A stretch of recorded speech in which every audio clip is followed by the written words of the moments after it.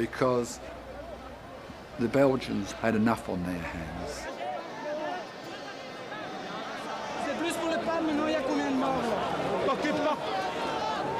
We just stood and watched that and just really couldn't believe it.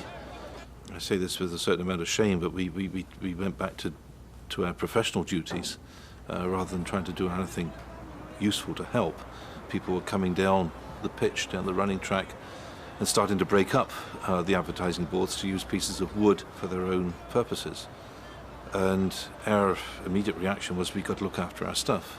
I'm not particularly proud of that, but it was a kind of a professional reaction.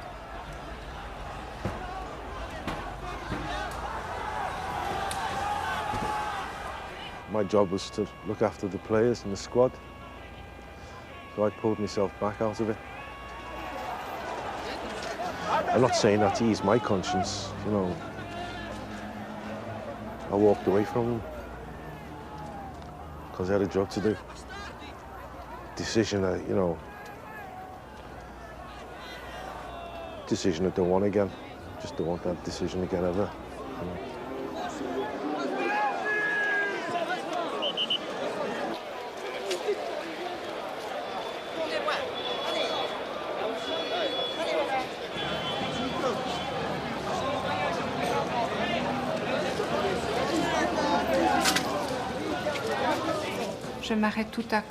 I stop suddenly and think about my husband and my son at home.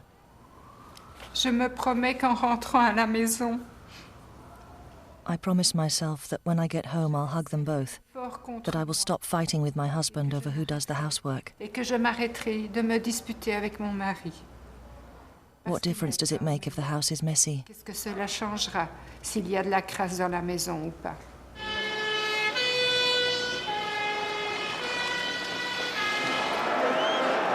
Elsewhere in the stadium, reconciliation was not a priority. Revenge was.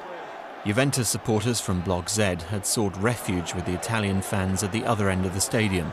Rumours spread like wildfire and triggered a violent response.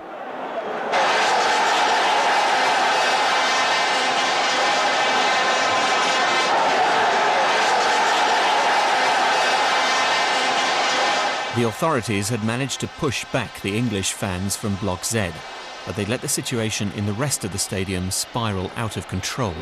The pitch was a battlefield. 60,000 people were wondering what was going to happen next. Officials in the VIP hall had to come up with an answer. I saw my father and the chief of police come back in from Block Z. We walked across the VIP hall. And then someone shut the door and said, "Right, now we have to decide whether the match goes ahead or not."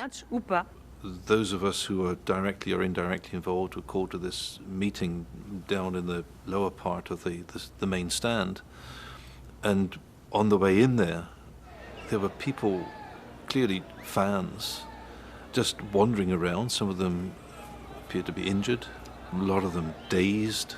Even in the meeting room where this meeting took place, the decision to go ahead with the game, there were even fans, unidentified people, I remember sitting in the corner there.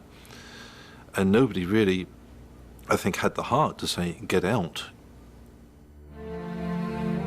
The question was, could they tell 60,000 people to leave and abandon the game out of respect for the dead? British Transport policeman Ian McGregor thought he knew what decision would be made. I went to Jeddah railway station, and when I got there, there were already some Liverpool Football Club stewards there. They were heartbroken. Some were in tears. It was disbelief. I was expecting within an hour that the stadium would be evacuated and that we'd have coachload after coachload of supporters brought to the station. I couldn't believe, with dead bodies lying around the pitch, that they could play this match. Horses were sent in, a first and futile attempt to control things. Meanwhile, in the VIP hall where the meeting was taking place, there was mayhem. Come spesso succede in queste cose, As so often happens in discussions when no one's in charge and no one takes the lead, everyone spends their time focusing only on the one thing that's important to them. So I just wanted to tell them to shut up. The mayor of Brussels didn't know who Mr. de Michaelis was and said to him, "You shut up, or I'll have you arrested." Brujon was a very intelligent man who'd become the mayor of Brussels after a long career in politics. He enjoyed life a lot. But of course, when he drank, he tended to be out of it. That evening, though I don't like to say it, he was out of it.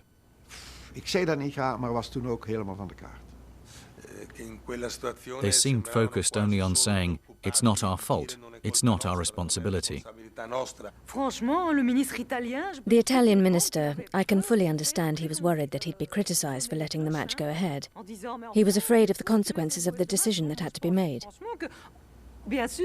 Obviously, he was moved because the majority of victims were Italian, but more importantly, he was the only member of the Italian government there, and he didn't want to end up in trouble.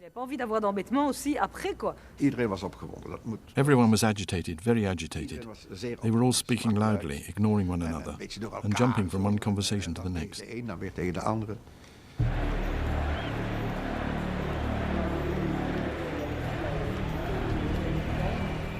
While organisers and authorities argued, fans and police were in a standoff. Hidden from the cameras, the two teams were waiting in their dressing rooms. Remember the tunnel just being through there, so you come into the dressing room here, and I was in the corner over here, and there were two benches in the middle. And the first thing that we heard is someone came in our dressing room and said, "Stay in the dressing room because there's something happened." So inquisitive as I am, I go to the door, and that's where all the commotion started, and people coming past. Italians, Scousers crying, saying that there's people that have been killed and they don't know what to do. And they asked for water, anything, towels. Some people came past, obviously angry, but we were the Liverpool side and started spitting at us and abusing us. Then we were told, "Get back in the dressing room."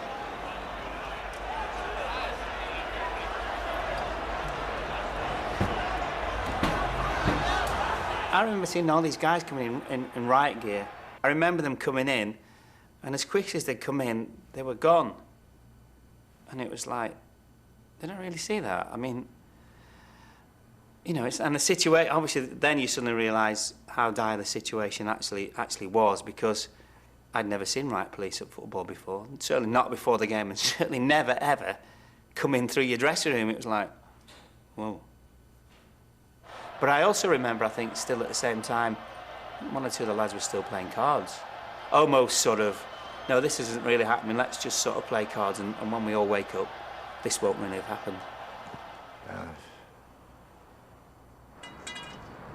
For some people, of course, the situation was all too real. The ragazzi still hadn't found their cousin, just as others had failed to find an uncle, aunt, brother, sister, father or friend.